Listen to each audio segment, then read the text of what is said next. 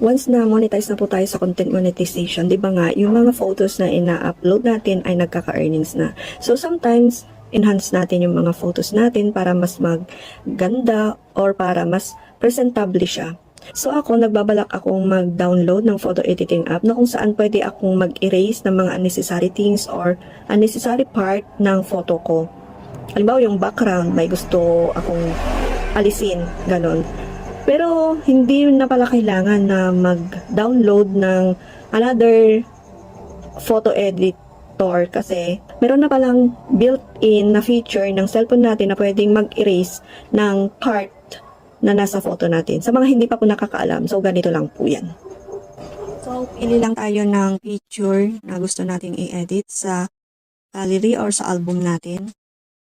So, just in case, napili na po natin yung picture na gusto nating i-edit or i-clear yung background natin. Tapos, pindutin lang natin dito yung edit. Ayan.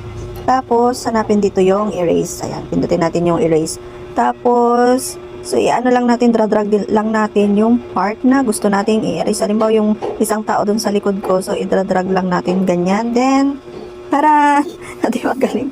Napura na agad. So, ganun lang pala kadali mag-erase or mag-clear ng background sa photo natin. So, no need na palang mag-download ng another app para mag-erase ng mga unnecessary elements sa background natin. So, yun lang. Sana nagkaroon kayo ng idea, and kung nagustuhan nyo yung video, paki-like naman po, share, and comment.